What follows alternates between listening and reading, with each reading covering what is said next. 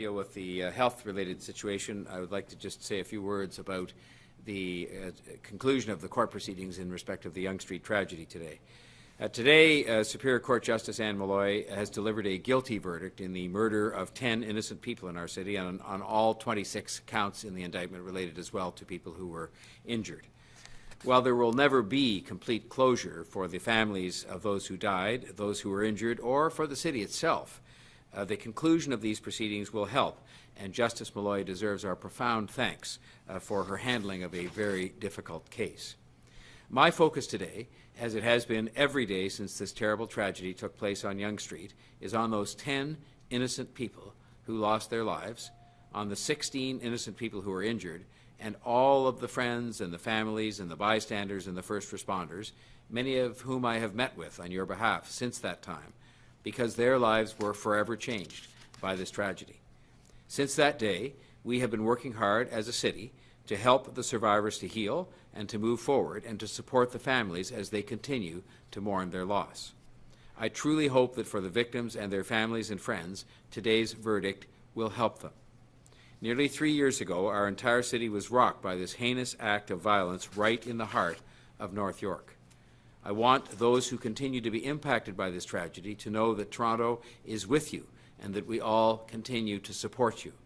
We will remain forever grateful for all of our frontline heroes, police officers, paramedics, firefighters, and special constables who responded to help people that day, and all the bystanders who provided aid to those people who were suffering in those terrible moments.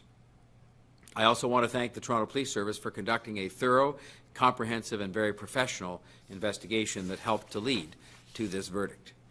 Make no mistake, this was an attack fueled by misogyny and hatred of women and should be regarded as such. We must all stand up against this kind of hateful behavior and those who promote it. Today, I want to remind residents, because this is the most important thing of all, I want to remind residents of the names of those lives lost, which bear repeating so that we will never forget them. Renuka Amarasinghe, Andrea Braddon, Geraldine Brady, Anne-Marie D'Amico, Sohee Chung, Betty Forsyth, Chulmin Eddie Kang, Ji-Hun Kim, Munir Najjar, and Dorothy Sewell. In the wake of the attack, we vowed that we would stand together as a city to support them and their families, but also to support each other, strong and united against the evil that we saw that day. We vowed that we would not be broken. So let us renew that vow today and go forward committed to protecting one another and doing everything we can to make sure that a tragedy like this never happens again. Now, turning to COVID-19 and health-related matters, today Dr. Davila will be laying out her view for moving Toronto into the grey zone next week. This move would follow extensive, detailed, and constructive discussions aimed at producing the right overall result for Toronto. I believe this is the right approach, and it is based on the public health advice we've relied on throughout this pandemic to save lives and to protect people, but also on a number of other important considerations we must take into account, as we've done throughout with respect to the overall health and well-being of our entire community. The cautious transition is the right way to go, all things considered, but public health does believe some additional workplace protection against this virus is called for, and I support that as well. And in trying to assist in that regard, my office has reached out to the Ontario Minister of Labour, Monty McNaughton, to help support this move with increased workplace inspections over the coming days, and we have received a positive response in that regard. All of this taken together will ensure that we proceed with caution to begin to reopen and stay open while we move ahead with vaccinations. Those vaccinations, taken together with regional and economic realities, make it the right time for Toronto to move cautiously back into the provincial framework, a move which I support. This recommendation comes after more than 3 months of lockdown measures. I want to thank the vast majority of Toronto residents and businesses for their patience and their sacrifices. The second wave and the resulting lockdown was in some respects more difficult than the first. We have made progress in stopping the spread of the virus, and we have been careful as the variants of concern have started to surface.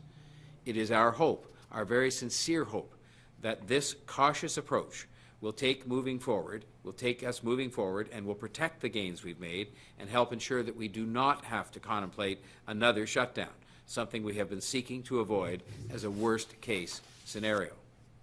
And this change will happen as we anticipate receiving more vaccine supply from the Government of Canada and ramping up our efforts to help the provincial vaccine rollout.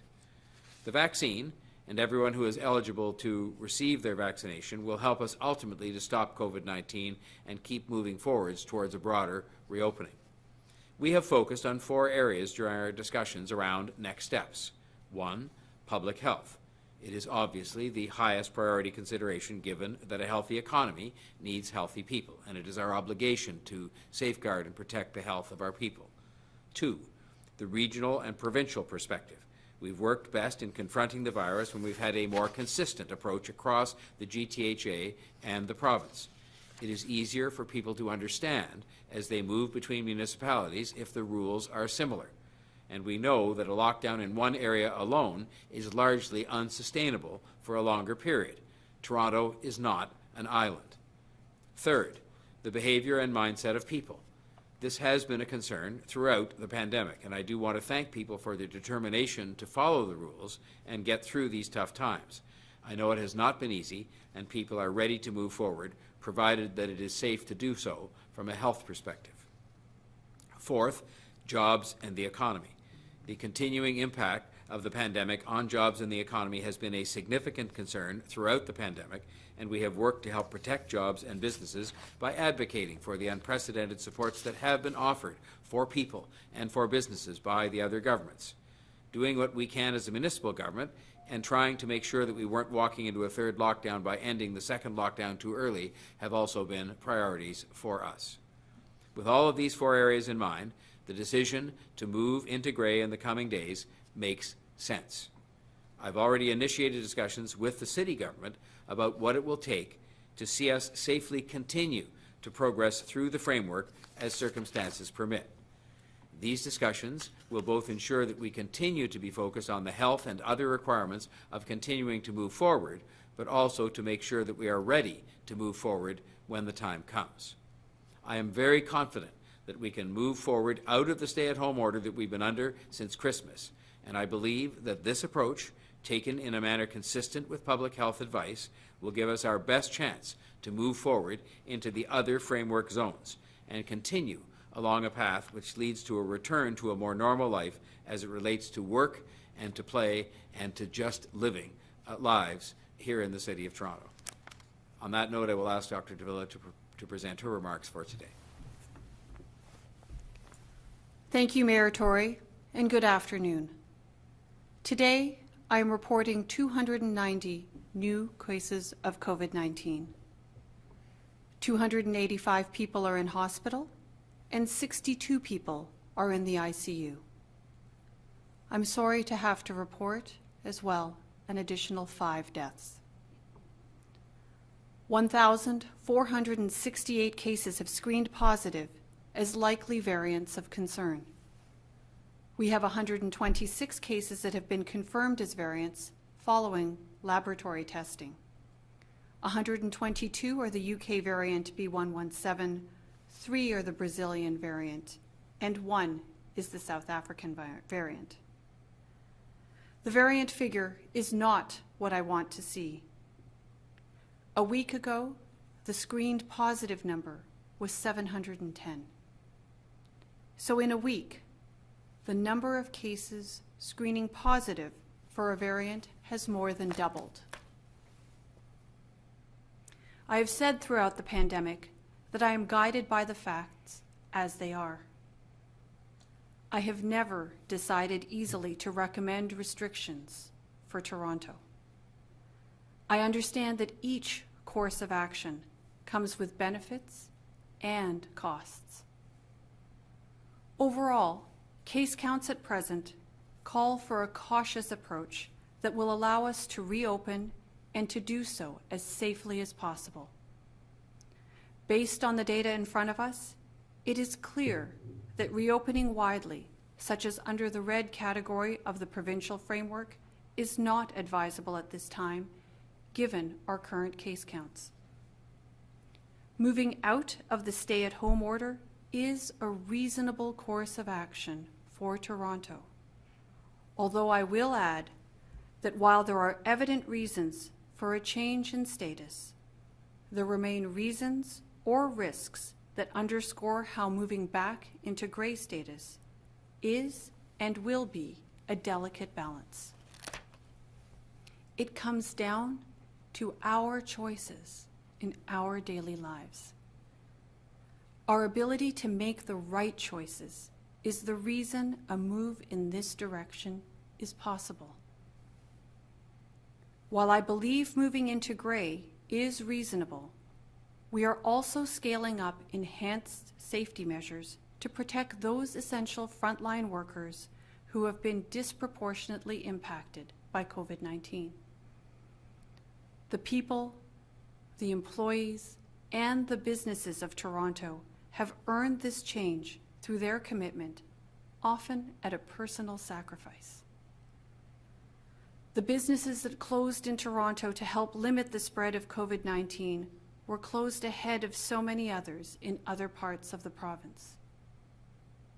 And my honest belief is that by shouldering that burden, Toronto helped Ontario to limit the spread across the province. Returning to the province's framework represents a modest step toward more flexibility in daily life, which can be taken because we've all worked to limit the spread of COVID-19. It is important we now act in ways that do not squander these hard-earned small steps forward. In that respect, I am issuing a new Section 22 order for workplaces in active outbreak, with requirements aimed at shoring up the gains made in the past many weeks and offering protections for people on the job. The order requires businesses to ensure the use of masks by every person in the workplace at all times for the duration of the outbreak, to follow Toronto Public Health's instructions pertaining to the investigation of the outbreak, to ensure distancing and reduced capacities in shared spaces at the business, to have a designated contact person for Toronto Public Health to work through during the outbreak, to maintain records of every person entering the workplace, to comply with infection prevention and control measures and post signage about physical distancing, hand washing, and mask wearing.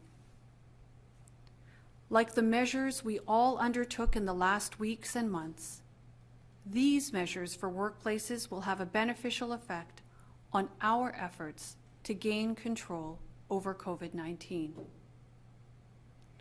While these requirements apply only to workplaces in active outbreak, I'm asking all businesses in Toronto to show their support and implement these measures because they're not in outbreak, to take steps to prevent winding up in outbreak. The province has also agreed to do a proactive enforcement blitz on workplaces based on the history of health risk we've observed in these settings throughout the pandemic. We've seen the results when everyone is working toward the same goal. We are on the cusp of taking a much-wanted step toward a little more flexibility in our daily lives.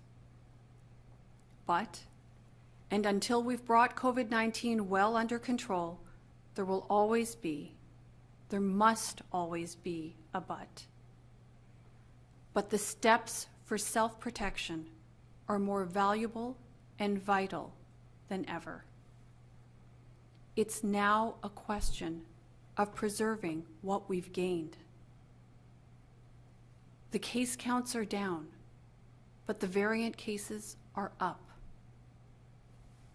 What may be possible can only come from a continued decline in cases, from arresting the spread of the variants, from delivering vaccinations, and from continuing, for now, to stay at home and stay apart as much as possible and in as many ways as possible. To preserve new flexibility, we need to continue to act in ways that sustain it. With that, I'll now hand it over to Chief Pegg. Thank you, Dr. Davila. Good afternoon.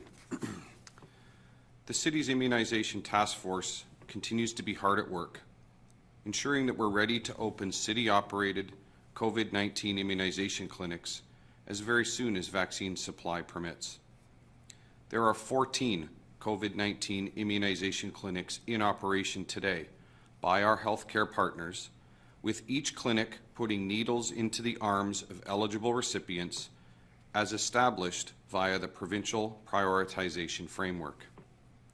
Several of our hospital partners are using their available vaccine supply to vaccinate people 80 years of age and over, particularly those who regularly attend the hospital for healthcare services.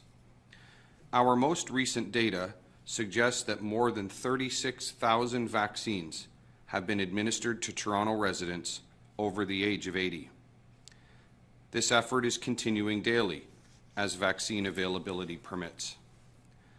I want to assure everyone that we are working nonstop to ensure that we are able to get people vaccinated as very quickly as possible. That will happen as very soon as vaccine is made available by the Government of Canada via the Province of Ontario in the most efficient and effective means possible. We are continuing to prepare the network of 9 city-operated immunization clinics for operation. At present, 5 of these sites are prepared, and the setup work is ongoing for the remaining 4. Based on the most recent information from the province, we are planning for the arrival of increased quantities of vaccine in late March, and then on a go-forward basis thereafter. Our plans are continuing to be implemented in accordance with these assumptions, and we will be ready to launch city-operated immunization clinics as very soon as vaccine availability permits us to do so. Since the arrival of the first vaccines in Ontario, and as of last week, a total of 195,370 doses of COVID-19 vaccine have been allocated for administration within the City of Toronto by the Province of Ontario. This is comprised of 137,670 doses of Pfizer vaccine and 57,700 doses of Moderna vaccine. All but 2,000 of these doses have been allocated directly to and administered by our healthcare partners. Our Toronto Public Health team estimates that there are approximately 325,000 people to vaccinate in Toronto in accordance with Phase 1 of the provincial framework. We remain committed to ensuring that every single dose of COVID-19 vaccine is administered in as timely a manner as possible. Once we have received the required supply of vaccine via the Province of Ontario, we will commence with city-operated immunization clinic operations, which will further support the acceleration of immunization operations across the city. As we have outlined before, city-operated immunization clinics will leverage the provincial scheduling system that is presently being pilot tested in a number of smaller jurisdictions across Ontario. Once this system comes online for Toronto, residents will have access to a public-facing online registration and booking system.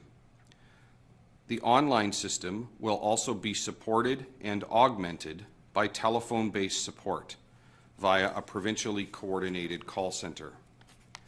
When booking COVID-19 vaccination appointments, clients will be required to verify their personal information and their eligibility for vaccination in accordance with the provincial eligibility framework.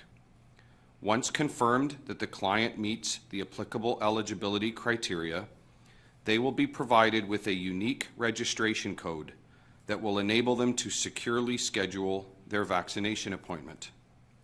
When booking their appointment, each client will have the ability to select an available clinic location and will be able to select their preferred appointment date and time based on availability.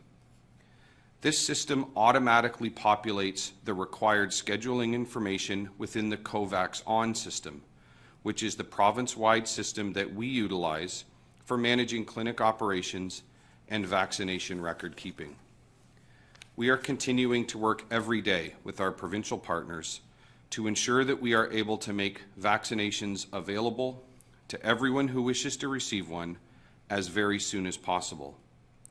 Once again, I ask that residents not call 311 nor the Toronto Public Health Info line to inquire about booking COVID-19 vaccine appointments at this time, and that they not attend any of the clinic facilities until such time as they have a confirmed appointment. As vaccines become available, information will be shared about prioritization and how to book an appointment. The arrival of additional vaccine is on the horizon.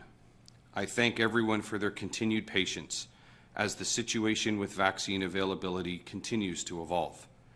And I continue to encourage everyone to monitor toronto.ca/COVID-19 for the most accurate and up-to-date information relating to both COVID-19 response and vaccination in Toronto. Thank you. Thank you, Chief. Before we go to questions, just a reminder to our reporter friends to please unmute yourself so we can hear your question. We'll go first to Matt Bingley from Global News. Matt, go ahead, please. Hi, good afternoon. To Dr. Davila and to Mayor Tory, first, I'm just wondering, when it comes to Peel Region, their regional council had voted last week to unanimously request to go into the red zone. And to Mayor Tory, I'm wondering what kind of conversations you have had with that region, considering the fact that you're in favor of going into the gray zone. And to Dr. Davila, where you and Dr. Lowe are now recommending going into the red zone, or sorry, getting mixed up here, the gray zone. I'm just wondering how you have been both approaching this this decision together. I'll say for my part, I talked, of course, not to the medical people, but to the elected representatives, the two mayors, Mayor Brown and Mayor Crombie, and indicated what direction in which we were likely headed, indicated that it was unlikely that we felt our situation, which is not that dissimilar from theirs, would allow us to go to the red zone. They had their own set of discussions with their own medical officer of health, and the result is what you see him saying today. And I think that, frankly, this consistency as between Peel and Toronto is desirable. I think it would have been even more desirable to have more consistency across a lot of places, because you get people moving around a lot, but we are where we are, and those discussions with the Peel mayors were very constructive and very positive, and you've seen where we've ended up. And for my part, Matt, with respect to Dr. Lowe, we've had conversations with Dr. Lowe and his team throughout the course of the pandemic, as you can well imagine. And as the mayor has indicated, our situations are not that dissimilar one from the next. So certainly I feel quite confident, speaking for both Dr. Lowe and myself, that we're watching the data carefully, and that what we see in our discussions and what we have put forward is a cautious approach that considers the data in front of us, that looks at the circumstances on the ground, and also takes into consideration how do we move forward in as safe a fashion as is possible. Whether we're talking about Peel or Toronto, these are our primary concerns. How best do we preserve public health overall for our respective jurisdictions? Matt, I'd just like to say one more thing. This is obviously a recommendation going forward, which the province will have to approve. And I want to say, I'm very sympathetic to those who would not be able to open going into grey. But I think that the best way in which we can avoid that further lockdown later on, which I think everybody to a person says would be the worst case scenario, is to take these cautious steps one at a time and to follow public health advice, to keep doing what we've been doing in many respects, and then the day may not be too far down the road where we can do more. But that doing it in this way, I think, is the best insurance policy we have against a future lockdown, which I think everybody has no use for and no interest in.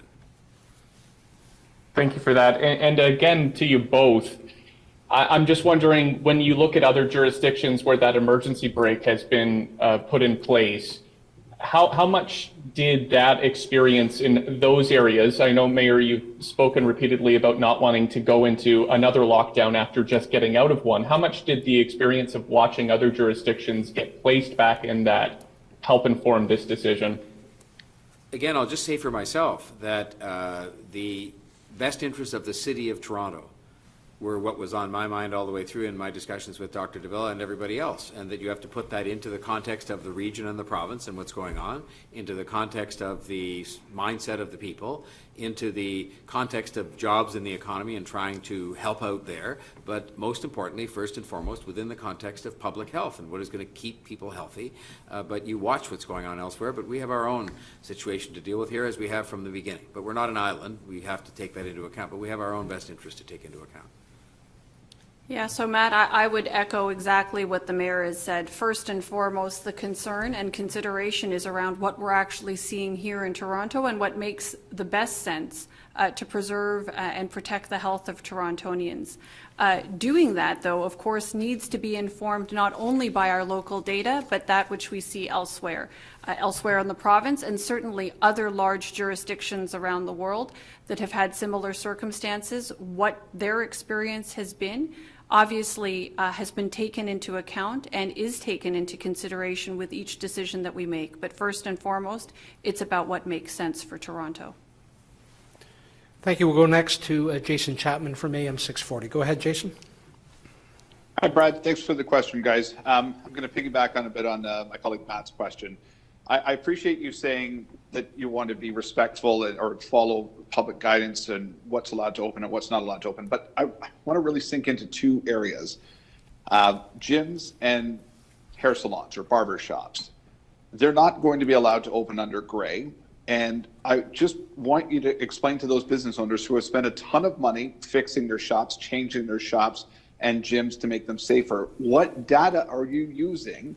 Because I don't think we've heard this through the whole pandemic, to say you can't reopen even with all the safety measures that you put in place. What data are we relying on for that decision?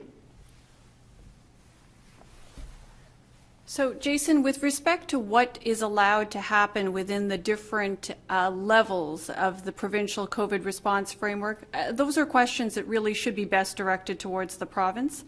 I would say this, though, and the mayor has already made comments to this effect. What we're seeking to do here, certainly within the context of Toronto, is to, one, first and foremost, protect the health of the residents of this city. And yes, that does include, employees or owners of businesses. But we know that businesses are successful. What makes a healthy economy is healthy people.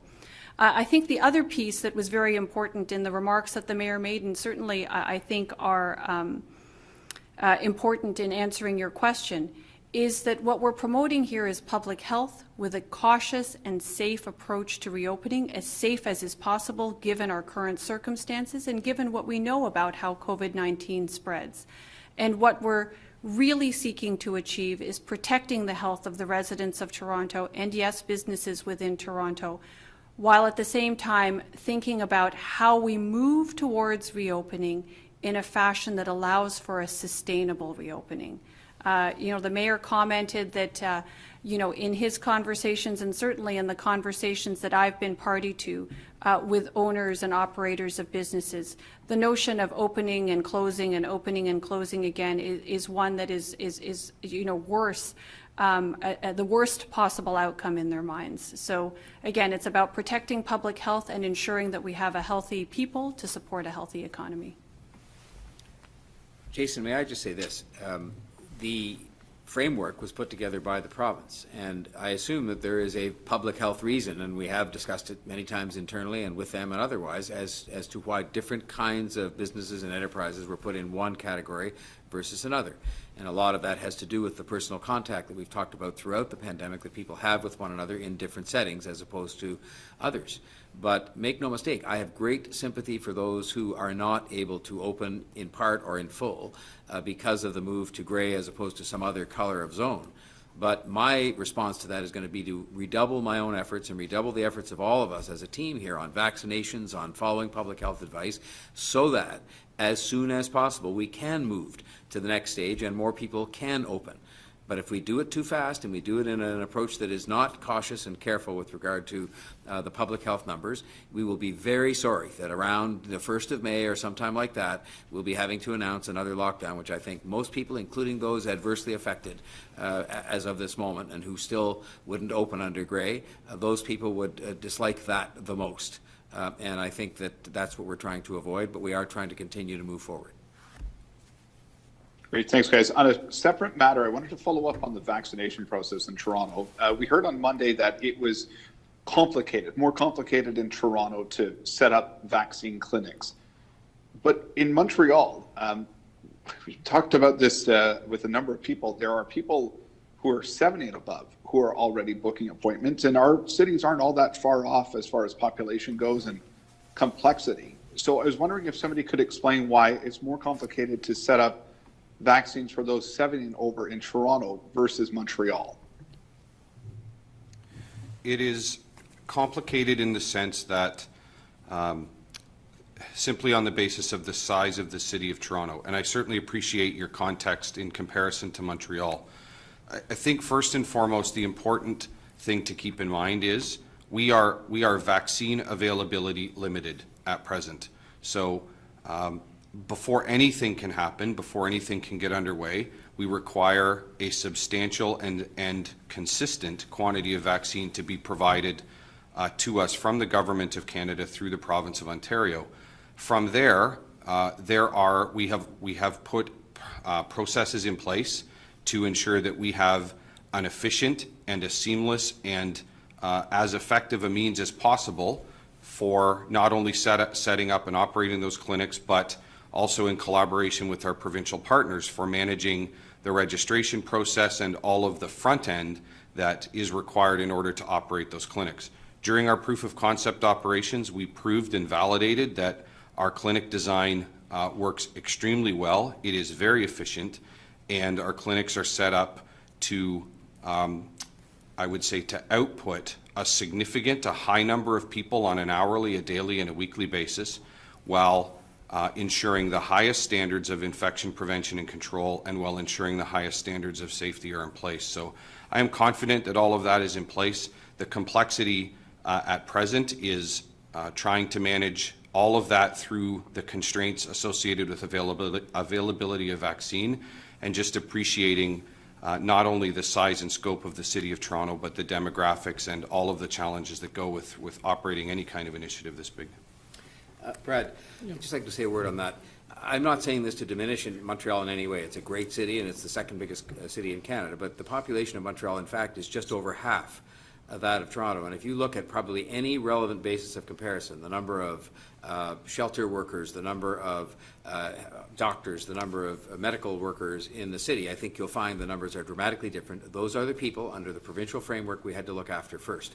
But if you sweep all of this to one side, we had to look after those people first, and we have, and we're in the midst of doing that. It also is dependent, anything we might say about how we can speed up dealing with people 80 or 70 or 60 or 40 is going to be determined by vaccine supply at the end of the day. Thank you, Mr. Mayor. We'll go next to Denise Paglinawan from the Canadian Press. Denise, go ahead. Thank you. On Monday, I asked Dr. Davila and Chief about the vaccination of people over 80.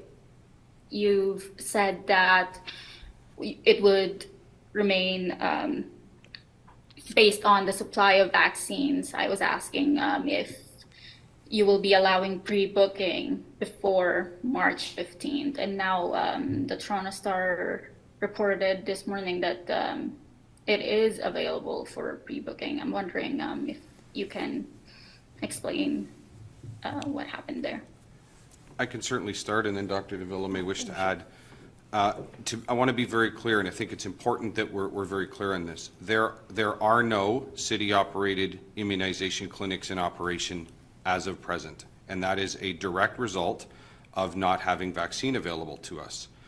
The clinics that are operating are smaller clinics that are operating at the hands of our healthcare partners. I referenced today there are a number of those in operation today, and there are in fact vaccines being administered to a number of our residents over the age of 80, and like I said, the most recent data we have is that approximately 36,000 of those residents have already, or 36,000 doses, I should say, have been administered to our residents 80 years or over.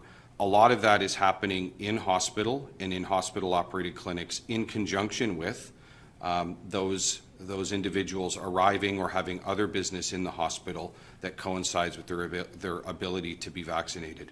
As vaccine supply enhances and it becomes more readily available, and as I pointed out, the indication we have from the Government of Canada through the Province of Ontario is we are expecting that to be the situation towards the end of March, and then on a continuous basis thereafter. Once we're in that situation where we have large quantities of vaccine available, we will operate at full capacity and do everything within our ability to make sure that everyone in our city who wishes to have a vaccine has the opportunity to be vaccinated as very quickly as possible. So thanks, Chief. I think Chief Pegg covered most of the key points. If I had to summarize the whole thing, what I would say is that, one, we're grateful to our vaccination partners in the healthcare system for helping us out at this time. And what they are doing is undertaking vaccination right now in concert with the provincial prioritization framework and, in accordance with the available vaccine supply. So as the Chief rightfully pointed out, that does include some clients or patients who are in that 80-plus category. At this point, given vaccine supply, the city clinics aren't operating, but I can tell you this, that we are looking forward to that opportunity when vaccine supply is plentiful enough that we're able to start really operating our city clinics, because we want nothing more than to get as many vaccines as possible in as efficient a manner as is possible into the arms of residents of Toronto, so that we can start to, imagine life a little bit more like it was before there was such a thing as COVID-19. Thank you for that.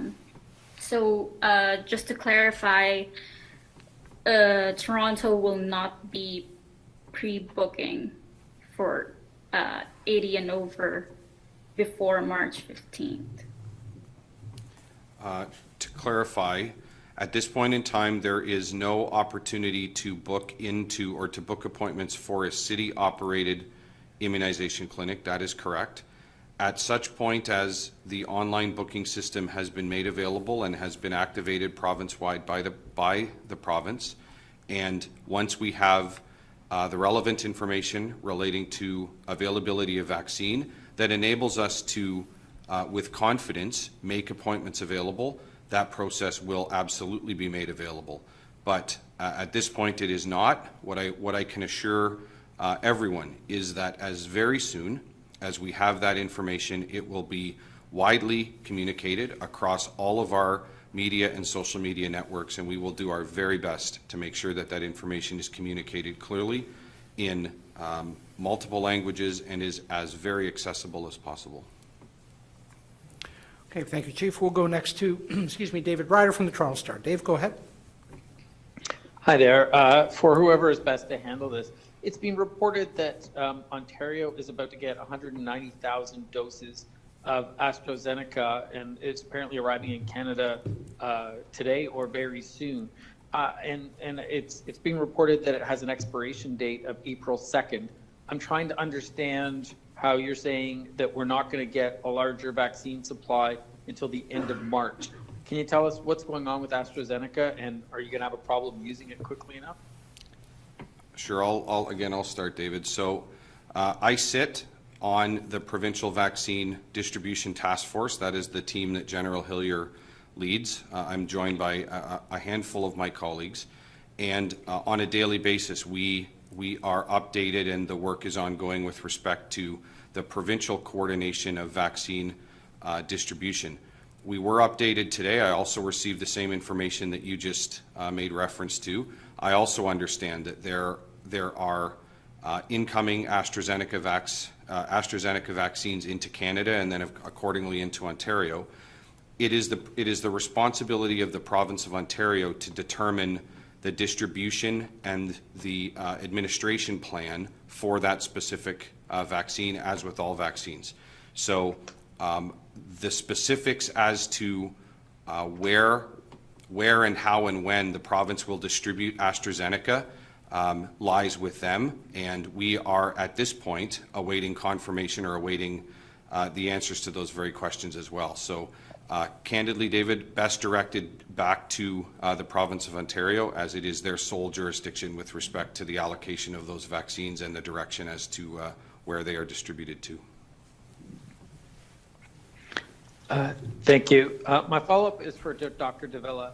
Dr. Davila, do you agree with the province's science tables report that says a vaccine strategy that gives priority to the hardest hit postal codes will save more lives and curb the spread of the virus, rather than just doing it on a per capita basis? So, David, with respect to the question, I admit I have not had the opportunity to fulsomely read the entire report, but I certainly have full confidence in that which the COVID-19 Science Advisory Table has, puts forward. I'm familiar with those who are at the table, and I am familiar with the methods that they would use. And my understanding is that that is their evidence-informed, advice or perspective on how best to provide vaccines. Certainly that is also backed up by that which we've seen in other jurisdictions, that a combination of age and geography in respect of those areas that are hardest hit provides for a very good way and for determining the allocation and distribution of vaccine in order to get to that objective of reducing spread of COVID-19 as much as possible. I would further say that, look, the more we get vaccine uptake across the broadest range of the population as quickly as possible, this is what will get us, to that place where we're all trying to get to. The lessening of the impact of the disease on our environment, and hopefully the restoration of life and conditions that are a little bit more like what we were used to before there was a COVID-19. Thank you. We'll go next to Irby Khan from the Toronto Star. Irby, go ahead. Hello, everyone. Good afternoon. Extending on what my colleague Denise Pagliano at Canadian Press said, and also David Ryder. This is a question for Dr. Davila, and Mayor Tory can also follow up on this. Some clients signed up and received vaccination appointments outside of their neighborhood hospital clinics by pre-registration in some areas of Toronto, and then their appointments subsequently got canceled. So I'm wondering, how will the city clearly outline in their guidelines about where and how people in Toronto can sign up using the booking system on March 15th so their appointments are not canceled and all appointments can be optimized at city-operated clinics? So I can start this off. The chief may actually have better insights to offer in respect of the booking system, but you've heard Chief Pegg comment thus far that we are awaiting, particularly for the city-operated clinics, the arrival of the provincial booking system, just given the nature and the scope of our operations. I think that really understanding the system is perhaps something that's best directed towards the province. We're looking forward to working with their provincial booking system, but obviously we're trying to provide an efficient system that doesn't give rise to cancellations and minimizes the amount of confusion, right? We're trying to get as many vaccines into as many arms as possible in as quick a time as is possible. That's fundamentally what we're all trying to do, and certainly we're trying to deploy the available technology and to use our resources in a way that actually gets us to that goal as fast as possible. If I can just add to that, the province of Ontario is responsible for setting the conditions and the eligibility with respect to being vaccinated, and once those are set, those conditions will be set and programmed, if you will, into the eligibility assessment aspect of the tool. And then those eligibility verification components, as I stated in my remarks, will form the initial phase or the initial I guess, component of the registration process is probably the easiest way to say that. A quick example, it might be easier. So if, for example, the province continues, if it is age-based, there would be conditions set within the tool that would require the verification of someone's date of birth, for example, in order to determine their eligibility. And those list of criteria could really be endless and will happen at the discretion of the province of Ontario in accordance with the prioritization framework that they establish across the board through each of the phases.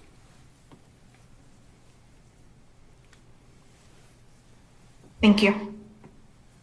Follow-up, Irby? No, I don't have a follow-up. Okay, thank you. We'll go next to Natalie Johnson from CTV News. Natalie, go ahead. Hi, everyone. I'm curious to know what you think about some Toronto hospitals launching their own pre-registration websites for seniors 80 and up. These hospitals seem to think it's not wise to wait for the provincial portal to open on March 15th. Again, I'm happy to start. So we are aware that some of our healthcare partners in some hospitals have launched their own internal or their own self-managed processes and websites and information consistent with that. I think it's important to note that, like we said, the City of Toronto, city-operated clinics are not happening. We also note, as we noted in the remarks, that there are a number of hospitals and a number of healthcare partners who are moving forward and who are vaccinating a number of people, including residents over the age of 80, from the supply of vaccine that they have.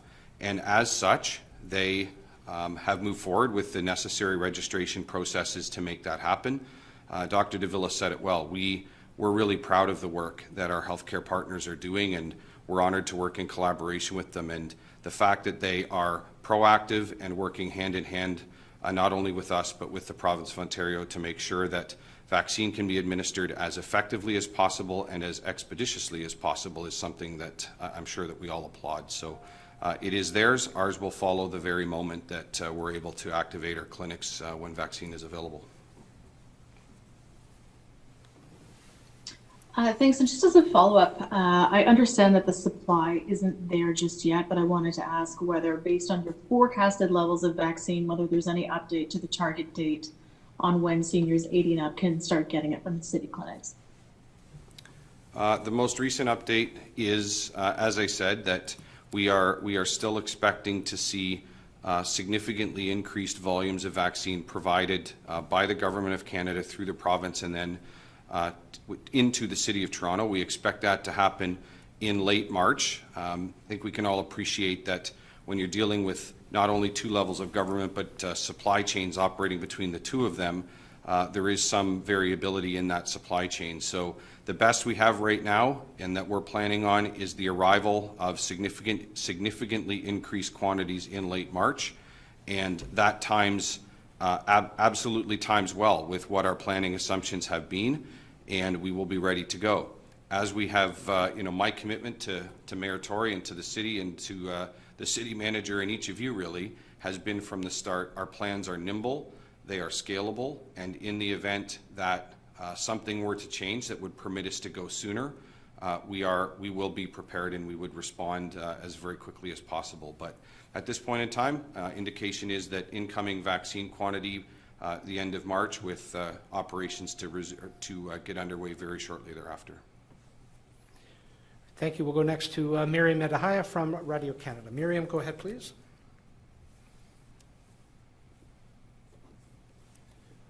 Just need to unmute yourself there, Miriam. Thank you for the reminder. There you go. Hi, thank you. So this is for Mayor Tory or anyone else who wants to chime in. So Justin Trudeau is optimistic that all Canadians who want to be vaccinated can be earlier than September.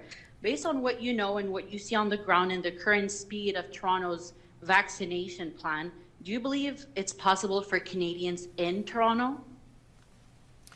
I will just start off simply by saying, repeating the words the Chief just spoke. We believe that our plans have been carefully enough put together, starting before there even was a vaccine, that the network of clinics established by us, working with healthcare partners in the province, is going to be robust and big enough that if the supply comes at a rate in excess of what has been predicted, we based our timetable in terms of when these clinics would open and so on, largely on the supply of vaccine. because we're hiring people, have been for some time. We've established locations, got them leased up. In some cases, they're completely furnished and ready to open the door. The one important thing that's missing is vaccine, followed by a scheduling and booking system.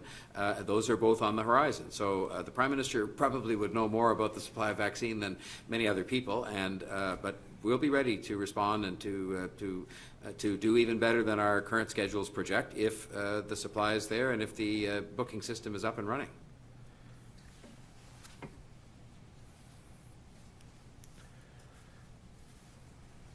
And my follow-up question is perhaps for Matthew Pegg or Dr. Eileen de Villa.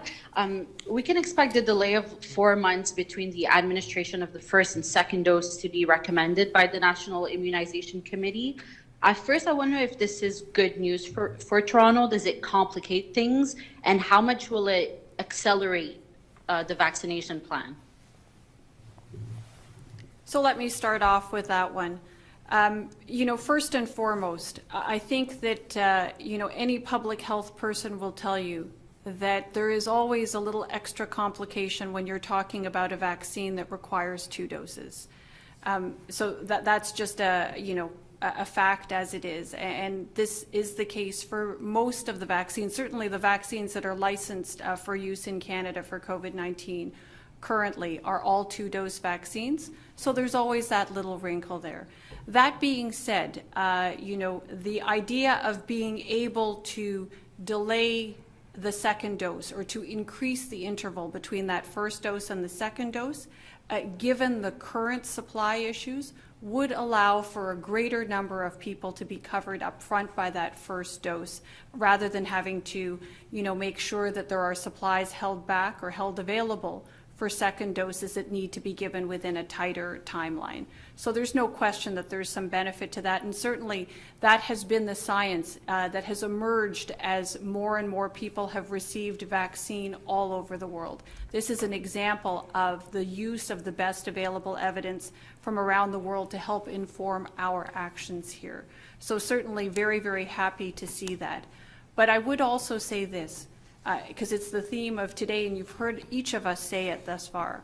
The more the supply is available, the easier it is for us, regardless of what the interval is between the dosing, to actually get the coverage that we need and to offer that protection to as many people as possible as quickly as possible. So no question, there's some advantage, but supply is absolutely the current issue of the day. Perhaps what I can add is just to acknowledge that very clearly, things like dosage intervals those are decisions that are made by duly qualified medical doctors and medical practitioners.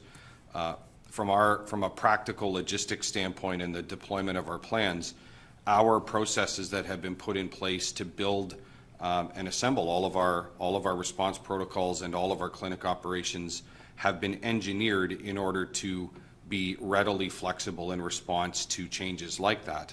So to answer your question directly, I have no concerns that it complicates our operations. It would simply require some behind the scenes or some back end programming changes with respect to the second dosage intervals. We would make those changes and proceed accordingly. And like Dr. de Villa said, if that results in more people being able to be vaccinated more quickly, it brings a smile to my face. Okay, thank you. Our final question is to Laura Stone from the Globe and Mail. Laura, go ahead, please. Just have to unmute yourself there, Laura. There you go. Hi there. Thank you so much. Mayor Tory, I'm looking for your reaction to the release from the Canadian Federation of Independent Business today, talking about Toronto having been in the lockdown, as they say, for the longest jurisdiction in North America. How do you justify this? What do you say to businesses who have been waiting for months to reopen? Now you're slightly reopening if the province listens to your advice. What do you say to those businesses that have struggled throughout this time? And what do you say to your detractors and critics who have essentially accused you of doing irreversible damage to the soul and character of Toronto?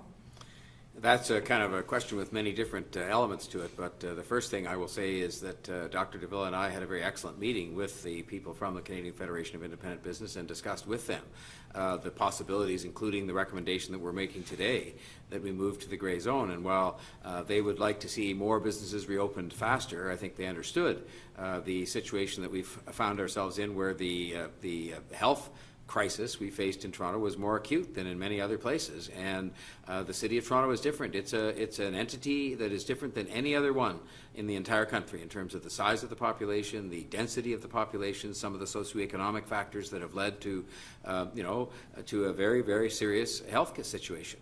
And to my detractors and critics, first of all, I mean, you have those no matter what you do in this business, so I'm quite accustomed to that. And you just have to satisfy yourself based on the best expert advice you can get, and all the considerations I mentioned: the impact on business and the economy, what's going on in the rest of the region and the rest of the province, the mindset of the public, but most importantly, public health considerations, that you are doing the right thing.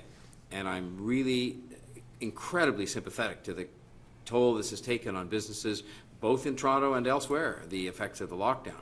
But I think many of those same businesses, as much of a struggle as it has been and as it is, and in some cases will continue to be, they would not thank any of us if we had moved sooner than today, or even today, and it turned out to be a move that lacked in the appropriate caution that led to a further lockdown a month or 6 weeks or 8 weeks from now.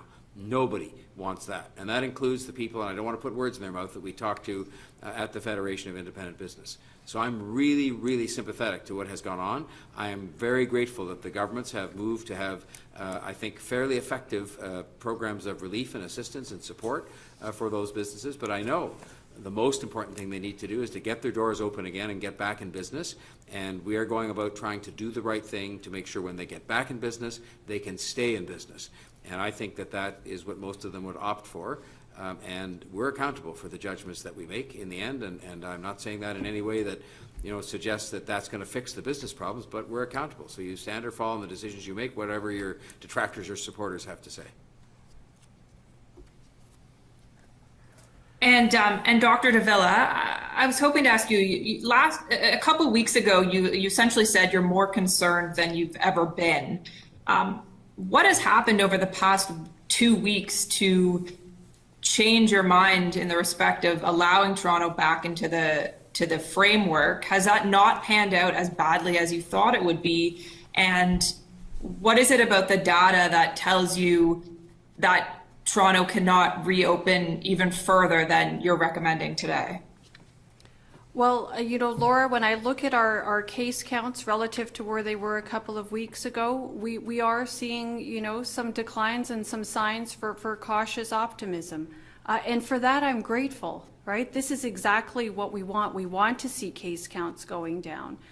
We want to see fewer hospitalizations and fewer outbreaks in our institutions. This is exactly where we want to go. My caution here is that we continue to have variants of concern emerging in our environment.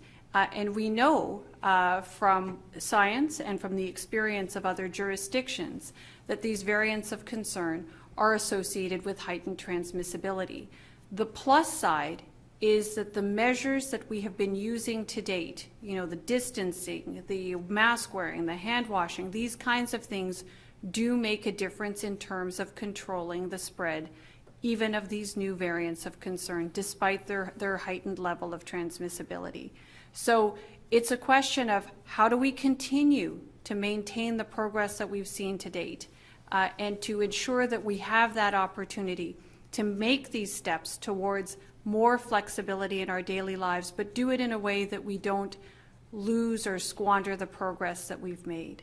That's really what this is about at this time. So that's why, I bring this with a little bit of caution to it, to say that, look, our data suggests we can move in this way, but we should not take that for granted. We need to continue to be careful and vigilant. We know what makes a difference in terms of reducing the spread of COVID-19, and that is trying to keep our distance to the greatest extent possible, wherever possible, for those where that is an opportunity and it is a possibility.